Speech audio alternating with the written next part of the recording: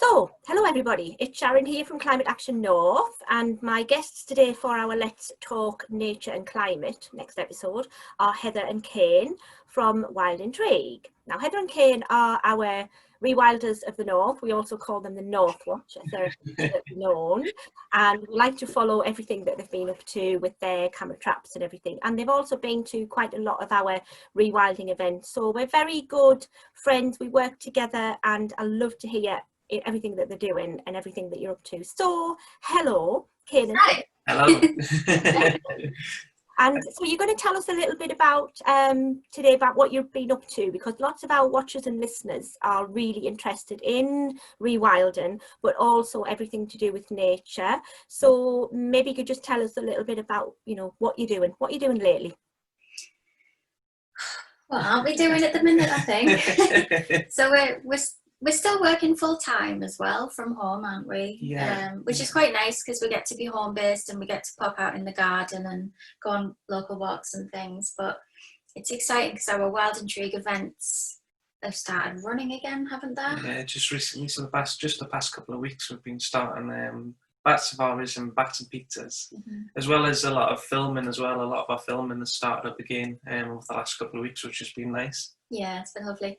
Because what I realised anyway during lockdown is that I actually really missed bringing people out into nature and inspiring them about wildlife. I didn't realise how much that kind of affected me, not being able to do that. So it's been really nice to get back out again and see people's little shiny eyes when they see the first bat and hear the first bat for the first time. It's just pure magic, isn't it? I mean, I think the lockdowns increased people's appreciation for wildlife, or that even just opened their eyes a little bit. Which is, it's really evident in the events we've run so far, I think, isn't it? Definitely, and especially actually because our events tend to have like quite a good booking, but this year the waiting lists on them are ridiculous. So people are wanting to get out there and into nature, aren't they? It's not. I think it helps knowing that like we're COVID secure and all of that, but they are just wanting to come out into nature and do something a bit different and experience wildlife.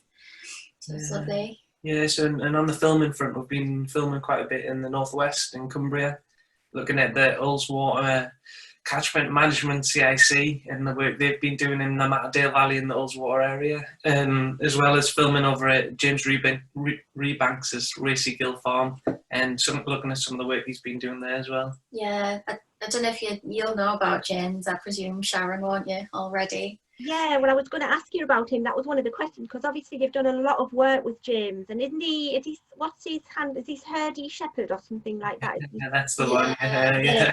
You follow him on Twitter and social media and see that, the brilliant work that he's doing a lot of what nature-friendly farming, isn't he, I suppose? Yeah, he must be a huge advocate for that, so that's really important. And when you see some of the stuff that he's been doing, it's quite incredible. I mean, he's doing the Wiggly Rivers thing as well, isn't he? Yeah, he is. He's doing everything.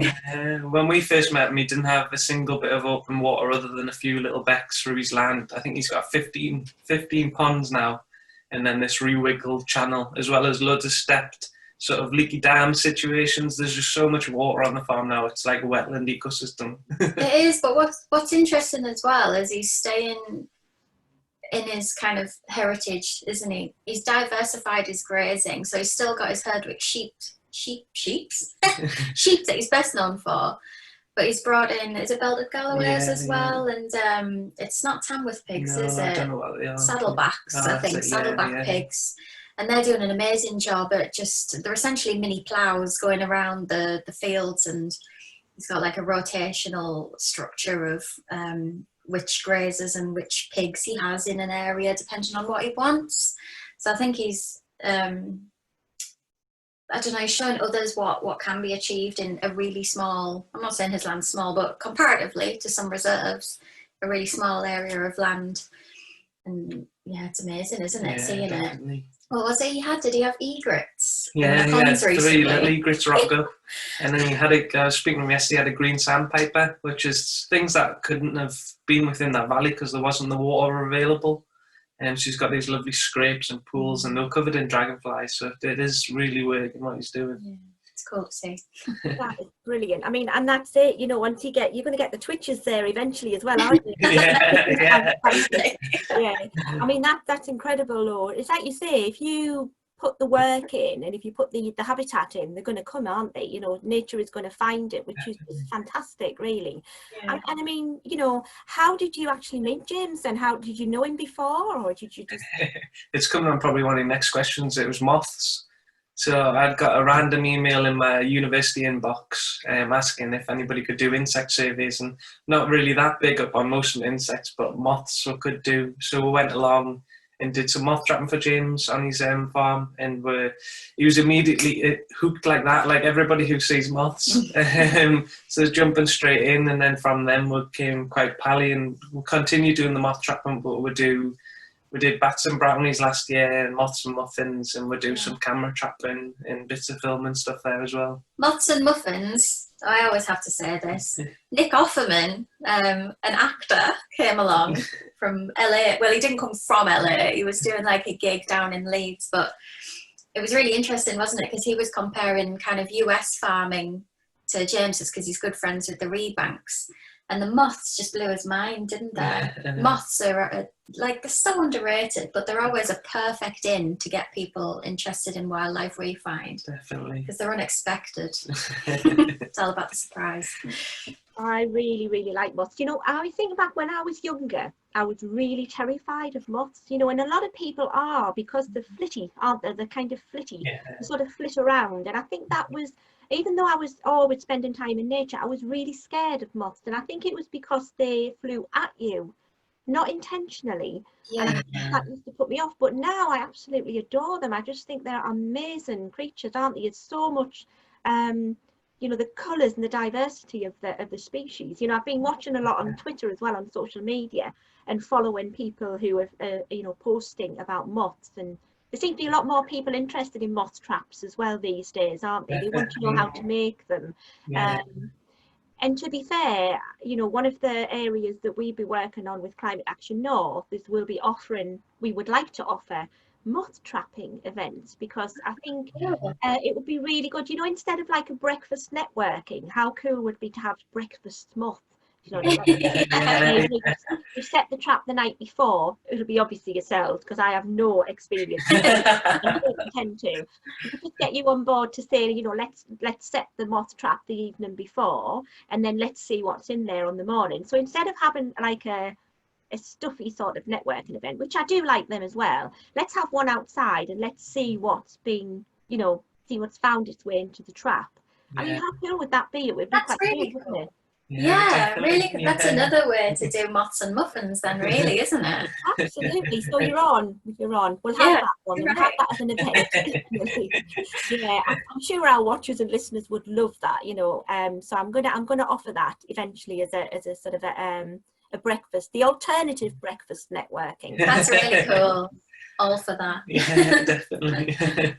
So tell me about the other projects that you're working on, because obviously let's rewind a little bit and let's go back to, if you don't mind me asking, about your background. I mean, what made you, you know, what did you do before you did Wild Intrigue, and then lead on to why you set up Wild Intrigue? So just for the people who don't know much about Wild Intrigue, and I do know you, you want to tell us a little bit about each of your backgrounds and what you were always interested in before you progressed to this partnership of a business approach as well?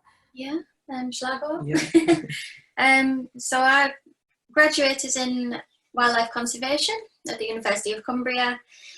And then I actually went straight into a job as a housekeeper, because let's face it, you've got no money, have you? And then I went into a job as an ecological consultant, and it was very good money, but the kind of long and short of it is that I suppose some of the work conflicted with what I thought my job was to conserve wildlife. So I quit, and I thought, what do I want to do? What do I want my legacy to be?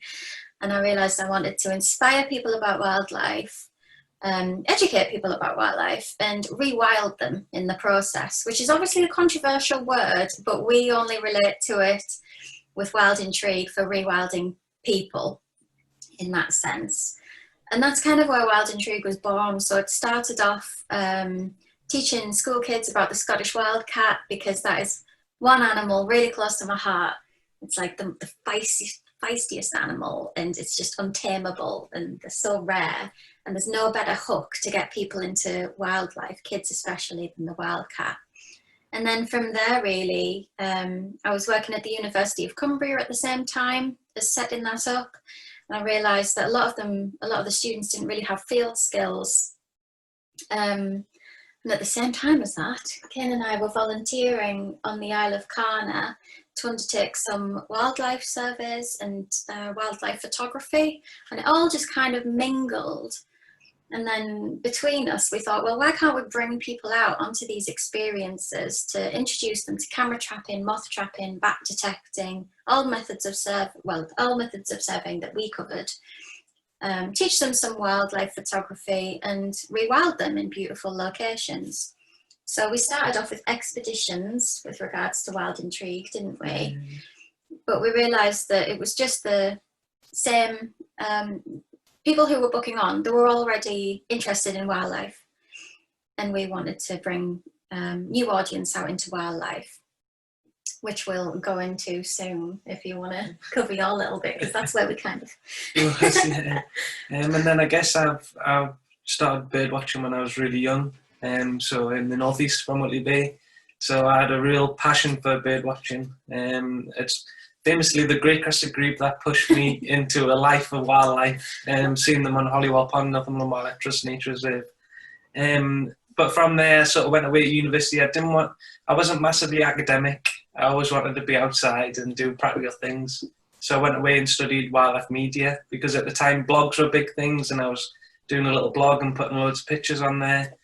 So I went away and studied that and realised that I quite enjoyed it and I was reasonably good at it. So I came out of university and went straight into being a freelance sort of camera operator, wildlife photographer and time-lapse photographer.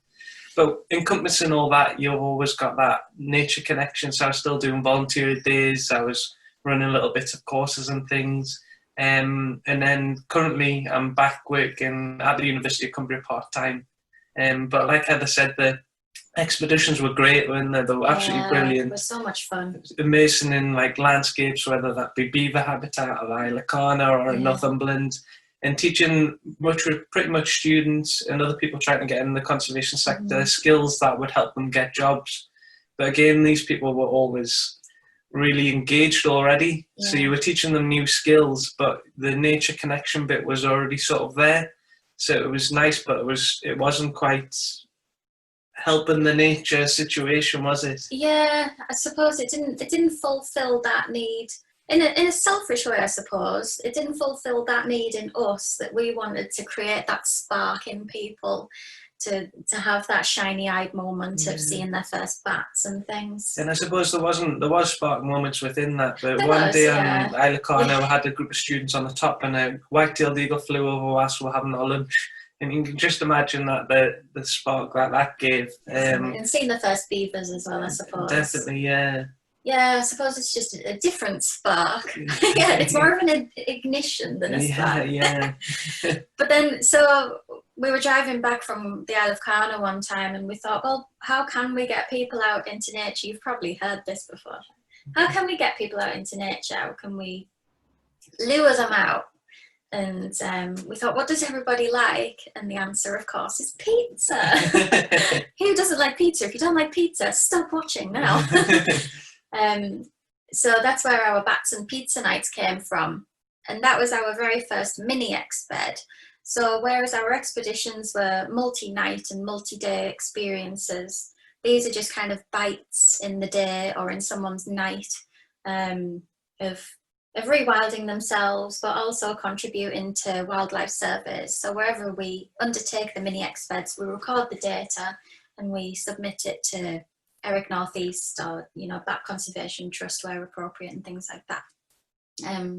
And they've been really successful, haven't they?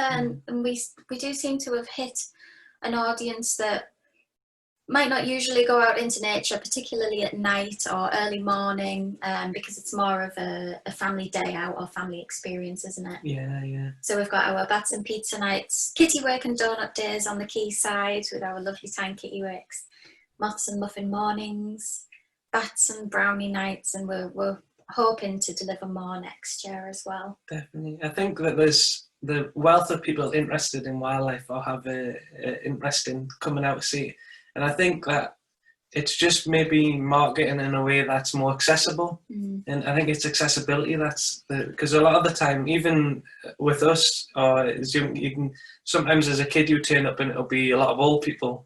And I think that's the general consensus of wildlife activities, isn't it? Definitely. A lot of male people, a lot of old people. Yeah.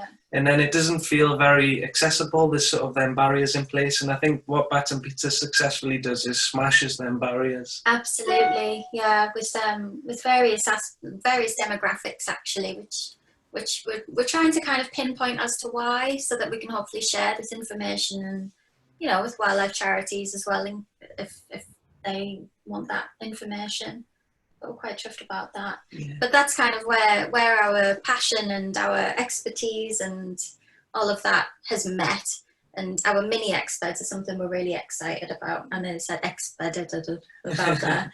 Really excited about now. So we're just going to try and grow Wild Intrigue in that sense, with a few extra bits. Definitely.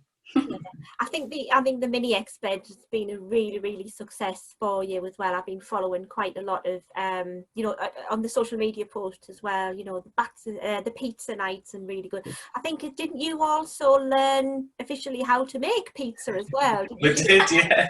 Well, the first year we did it, we look at the promo pictures. They didn't look like, I don't know what they looked like, it was but awful. they were horrible. So and then last year we were like, they're okay, but the pizzas are quite a big part of it, so they need to be a big. So we went on a course with Northern Slice, which is in Newcastle. Yeah, a guy called Michael, isn't it? Yeah, and that was amazing. I still can make them. Mine were absolutely useless. Michael had to make me one, but it was, and they've been going down really well this year, haven't they? Yeah, I would really recommend that experience actually for others. He's just trying to set up a small local business in pizza making, and it was great fun. You get a cheeky glass of prosecco as well, and so folk could go and learn how to make pizza and then show off their skills on our Bats and Pizza nights. Yeah, I think that's important though, because that in itself is all part of the engagement, isn't it? It's like, how do you make a pizza? Because I know it seems like it's really easy, but it isn't. It's not. No. To get the perfect pizza, it's quite a tough act to follow, and when you get it cracked, sort of thing. So I think that's been really good to get the Mini Expeds off the ground. And I think I think you said earlier that you're just starting to get those back up and running now. So obviously with the lockdown and COVID-19 situation, it affected a lot of businesses, ourselves, Climate Action North. We couldn't get out and do, the litter picks and the beach cleans and all the activities that we wanted to. But for you, I suppose you kind of used that opportunity to raise more awareness, as we were discussing earlier. And I think by doing that has brought more people on board. We all know that everyone's discovered their gardens again, or discovered the outside world, because we talked about this the other week about there being nothing in the sky flying over apart from the birds and the nature that really should be there. So I think it's encouraged people to think, that's what happens when we're not in the sky, doing flying and what we're doing. So I think it's been really important to get people reconnecting with nature. And I suppose, as you said earlier as well, Heather, about people who are already have an interest in nature, it's a lot easier to engage with those people than it is for someone who's never ever been on a pizza night, or seen a bat even, or heard it through the equipment. So I recall, actually, and I might be wrong, but I recall in my memory that I saw one of your social media posts when you were down at Oosburn one night, and you had the bat detector out. And it wasn't just your audience, it was actually the local revellers at the night time actually asking what you were doing. Now that's the type of people who, there's not that type of people, but they are the people that once you told them or let them hear, did you actually get anybody quite interested in what you were doing? Yeah, so most of them were a bit drunk, but they did show a lot of interest. They're a bit drunk because I accidentally booked the date on a bank holiday. And you know, in Oosburn. So we're leading these 20 people through a bat safari through Oosburn. So it was quite interesting, wasn't it? Yeah, because originally I thought it was ghost detecting. But then once we explained what they were, they didn't think there was bats in the Oosburn. So even at that little snippet of knowledge that there's actually bats there is engaged them in some form, hasn't it? Yeah, they thought it was amazing. And we sometimes kind of let ourselves down a bit, don't we? Because we've still, for some reason, not got round to having uniforms. So I don't know why. We're a bit rubbish in that sense. So if we'd have had, you know, Wild Intrigue, Bat Safari, even though they were drunk, they might have kind of remembered it, and then they might have been inclined to book on and come and learn about these amazing creatures of the night. So I think there's other methods that we can do as well to try and encourage people out that we're missing out on just by having uniforms. Yeah, we're hoping to be back in Oosburn later this summer. We did have a lot of activities planned for down there, but unfortunately, I think we're hoping to be back for doing at least some bat walks later in the summer. Yeah, definitely. Yeah. And I mean, get your advertising done. Get your advertising done. I mean, I'm here sat with my little hoodie on. What are we doing? Yeah.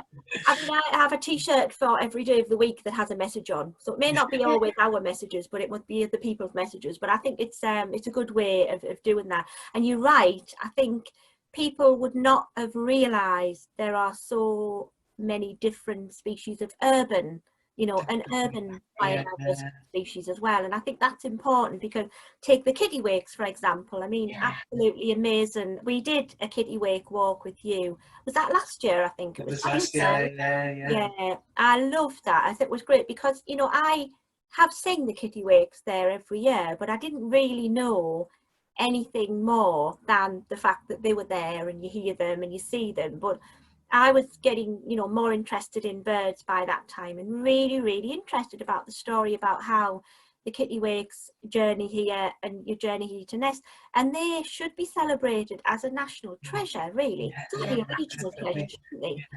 Yeah, it's such a privilege to have them in the city, isn't it? And to hear them. I get so excited when they come back every year. But during this year, obviously, during lockdown, we weren't able to come and welcome them back, if you like.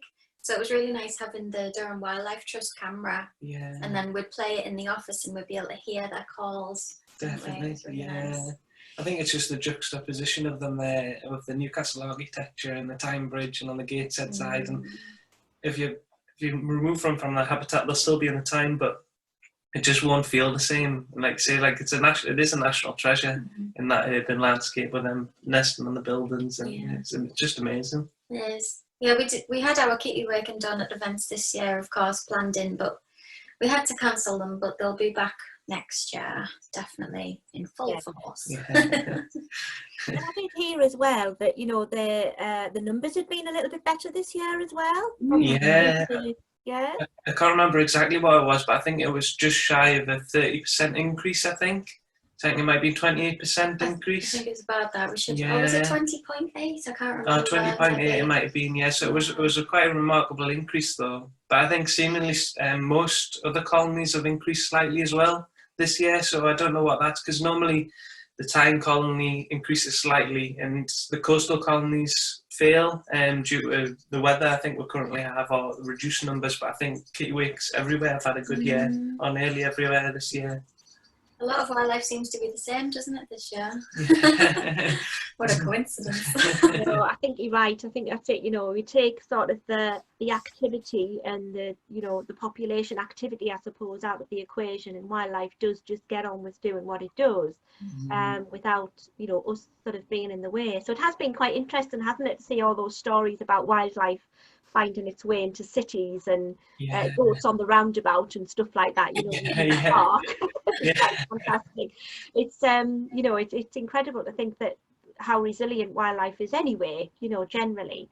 So just going back to the reason you set up Wild Intrigue, I mean, how long have you been going now? How old is Wild Intrigue? Is it fairly It's must be about 6 years. Yeah, 6 years, but it's sort of evolved. So from the schools to the expeditions to the Mini Expeds, I think we've been running for 3 years. 3 years, yeah. Yeah. And we're just getting to the point now where we understand what it is and how to promote it and who we like to work with and things like that, don't we? Yeah. But it takes so long, and you know, a lot of people would definitely have given up, or I'm not saying a lot of people, but we were very close to giving up previously, because it's such hard graft trying to get bookings, but also we work full time at the moment because we do take a wage, but there's been so many barriers. We've not actually been able to take a steady wage from Wild Intrigue, have we? Yeah. There's so much potential for it though.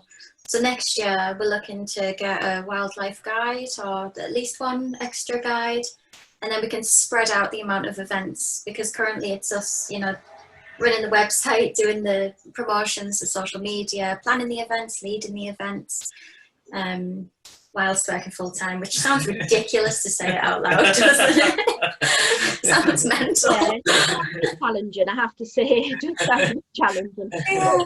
But you know what? It's what you do, isn't it? I think. Yeah, we love it. It's a bit like us, you know. It's if you have a passion for something and you know that you have to be in control of that, then I think that's the best way that you can do it. So you've took your passion for wildlife and for rewilding people, and you've made it into a business. So I think that's a brilliant thing to do. So you have done really, really well, and I would never stop doing what you're doing. We like to follow what you're doing, and obviously we like to take part in the activities as well. And I think that's really important from the business area that we work in. We work with a lot of businesses, as you know. They're our main sort of audience, I suppose. And you'd be surprised how many businesses do want that something different. Right. For their team building days, for example, you know, they might want to come out and do a Moths and Muffin event, which is obviously, I'm sure it's going to go down really well if we were to suggest that to our business network. So I think it's about, you have to find that way, don't you, of combining business with nature and wildlife, and be able to pull them together in a fun way as well. And I think that's what you've really done. So I think that's going to be really good, and I think you should definitely extend your reach out over, maybe through us, you know, we'll extend it out because I think that's a really good thing to do. So apart from obviously the expeditions and everything, I know that Heather, you've said that, you know, you're working as well with well, I know that you're working with the Beaver Project, but I mean, our listeners and watchers may not know. But obviously, when we follow you on social media, we have seen that there will be beavers. I mean, can you tell us a little bit about the beavers? Yeah, so a bit of background there. I'm the Cumbria Beaver Project Officer through the Cumbria Beaver Group. It's just a 1 day a week post, that one, but it encompasses quite a lot. And then the rest of the week I work for RSPB Haweswater as the Visitor Development Officer. So with the beavers, the first enclosed licence has been approved for the Lowther estate over in Cumbria, which is very exciting. So they'll be the first, potentially and most likely, the first estate in Cumbria to have beavers in an enclosed area. So they're not going to be free living, not yet.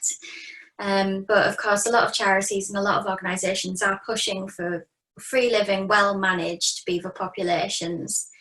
But it's really exciting. And I mean, a lot of my role is actually it's been tough during lockdown, but trying to engage with the public and trying to engage with different stakeholders about beavers and just tell people the facts about these amazing animals, because there's lots of myths, like they eat fish, they don't eat fish, they're entirely herbivorous. So it's just trying to get the facts out there, and the response has been amazing. It's been so positive. Obviously there's still a few groups that are a little bit cautious, but it's been lovely to be part of it, and with it so deeply within it, to understand that people do actually want beavers back, and it's a really exciting thing.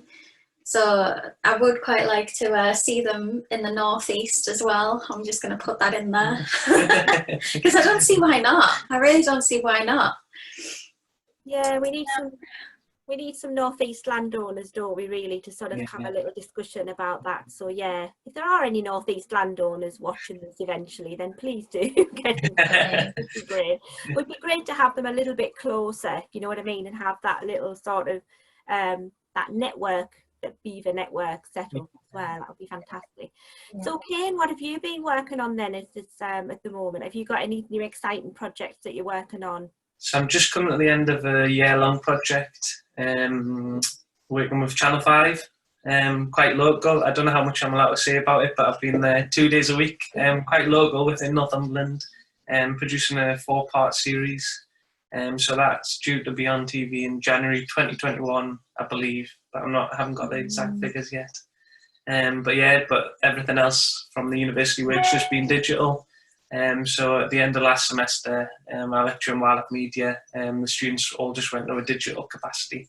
And I think, unfortunately, that's going to be a bit digital capacity into the next year as well, in next semester 1. It's good, though, digital, because you can open up the doors to different things, but there's nothing beating the outside practical experience. Fantastic. That sounds really exciting. We'll have to keep our eyes peeled for that when it comes out then. Brilliant. Yeah, so I think in the world of Wild Intrigue, though, it's like rewilding people is really, really important. So it's, you know, it's nice to see that you are getting people coming through the events, and obviously I suppose the very rewarding thing must be to see, I think you said, Heather, to see people's eyes light up when you've got that little igniting sort of interest, and you think that must be job done. You must feel that it's like a job well done when you see that. Yeah, like I can't describe really how happy it makes me. It makes me so happy. But I think the kind of most telling thing is that we have quite a few families now and individuals who repeatedly book on the same event but also different events year on year, and it's become a bit of like a tradition in their families. So last night we had an exclusive bats and pizza night, which we hosted at Wild Northumbrian, by the way, which is a lovely I hate the word glamping site. It's very lovely. We had an exclusive bats and pizza night last night for a lady and her family who had joined 2 previous bats and pizza nights. So she hired us as a I don't know, an exclusive party host, I suppose. Yeah. Which was lovely, wasn't it? Really nice to do. Yeah, nice weather, good bat activity. Yeah. Some amazed faces, wasn't there? There was, and we got some birthday cake out of it too. So. I think that's another thing to think about, though, isn't it? You know, private party hire. You know, that's another avenue to explore, that people can basically have that one-on-one experience with their own family. So it is another a way of promoting the business, isn't it? Just a sort of party night. Definitely, because the bats and pizza nights, we've had a few inquiries about that before, but we hosted, and you were there, Sharon, a stall at the, what was it, the pollinator? Yeah, was it bee something day at the Hancock, wasn't it? Yeah, can you remember? Yeah, the bee event. Yeah, the bee event, wasn't it? Yeah, that was really good. We were all there, weren't we? It was that was organised by Barbara, wasn't it? The bee lady. Yeah, that was it. Yeah, Barbara, the bee lady, I call her. You know, she's speaking really. She's probably going to listen to this. I'll say, Barbara, I'm sorry, I call you the bee lady. it's a compliment. Yeah, she's going to be speaking at our Trees and Bees event next year, which we hope, fingers crossed, will still go ahead, but we've put it back to March to coincide with International Day of the Forest. Right. So hopefully we'll see whether it still goes ahead. But so that's brings me to another question for you, actually, because we're only now starting to get back out into how we should, you know, reignite and restart our activities as well through Climate Action North. And I've been reading a lot about this Good to Go initiative, this Good to Go sort of almost a kite mark scheme. Is that something you've just achieved as well as for Wild Intrigue? Yeah, so it's well, for ours in England, it's organised through Visit England, and it's essential to do, really, because, like you say, it's an industry trademark to identify the fact that you've not only considered COVID security for your events and your management and running of them, but you've actually put these things in place. It's hard to describe, but it's quite easy to do. It's like a checklist, but it's got the exact government guidelines that you need to follow. It's got recommendations of what you can add to your risk assessments and things like that for COVID security. So it just kind of helped us understand, you know, how many attendees we could have safely. So we put in our bats and pizza nights at Christmas, and they were fully booked. So we have about 18 attendees on most of them. Usually we have one long communal table, but this year we've invested in 5 tables for each family, like little, I say little, nice fold out ones with chairs, and cruelty free and waste free hand sanitizers and things like that. Everybody's got, you know, their own cutlery as they usually do and stuff like that, and we just maintain that social distancing throughout. But it's definitely worth getting the good to go accreditation, because it does reassure people that you have considered these things, and you can add it as a logo to your website, to your promotional materials, everything. That's really good. Yeah, thank you for that, because we had been thinking about you know, getting back into the activities that we need to do, certainly for the beach cleans and the litter picks that we can run, and some of the outdoor pollinator areas as well. We can't plant at the moment, we've had to just postpone everything until next year or later on in this year, but I think we'll definitely do that as well. So thank you for that. That's been quite useful for us as well. So so really, I've got a couple of questions. Another question for me, I suppose, is that what is your favourite animal or species? So It's very a few favourites, but maybe just the one. Oh God. Well, I go on all the time about mammals, anything furry pretty much. I'm like a triple B threat. I always say it's beavers, badgers and bats that I seem to bang on about the most, isn't it? Wildcats as well, but that's not a B, so we'll leave them out for now. But wildcats are amazing. And sparrowhawks is my favourite species. I think just because it was, as a kid, it was so wild. It nested in the petrol station at Sainsbury's, but it brought that wild into the urban, and it was that nice divide and nice sort of juxtaposition, like the kittiwakes, really. Oh, kittiwakes too. Yeah. Yeah. What's yours, Sharon?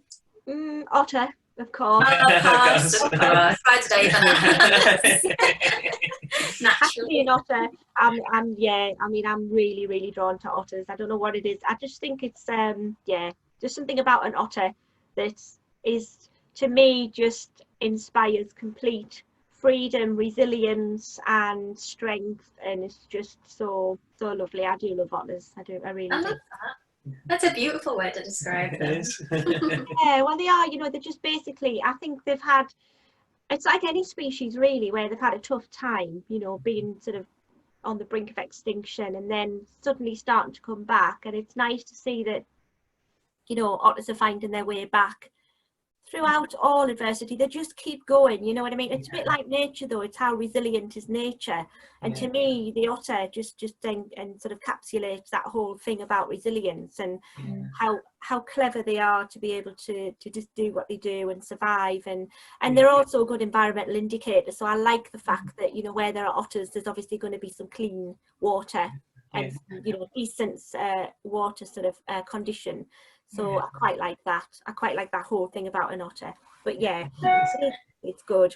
So really, so yes, I mean, it's been really good talking to you. And I think that we're very keen to, you know, watch what you're up to. We'll be keeping an eye on what's going on with Wild Intrigue, and hopefully we can work together on some really good projects in the future. And definitely up for the Moths and Muffins networking event. I think that's got to be a definite, hasn't it? Really? So my last question, which I ask all of the speakers, is have you any specific calls to action that, you know, what our listeners and our watchers, when we show this video, when we're actually talking to people, I always say, if you've got a specific call to action, what would you like us to help you with, or what would you like to see happening as a real good call for action? I think probably aside from Wild Intrigue, this lockdown's really, like you said earlier, about garden wildlife and people's in the yards and the balconies. And I think that it's sort of been mixed where we are, hasn't it? There's people have been pushing for the wildlife, but people have been overkill as well, having the cutting the hedges and the trees down and things like that. But it's amazing that we put just a few pot plants out here, didn't we? And the amount of pollinators that come through, you can see the bees doing the little circuit from the lavender to the catmint and all the way through. And I think if everybody did even put a pot out of something on any space that they have anywhere, or the local parks, or just try and push for them pollinators so that we've got more space for them. It's because I think during lockdown it's been the main thing we've been watching, hasn't it? Yeah, like letting the flowers. We're quite lucky that our garden's a reasonable size, so we've just let it go wild. But even things in the pot plants have been probably doing better than the rest of it. Yeah, they have actually. Thinking about it, and then you can take them with you if you go elsewhere. Yeah. I think, yeah, that's pretty spot on. For me, I think it's something for those watching a bit more personal for themselves. So there's so much negative news about wildlife, and it can get really, really depressing. It can get really depressing just going on Twitter, can't it? All the negativity and bad news.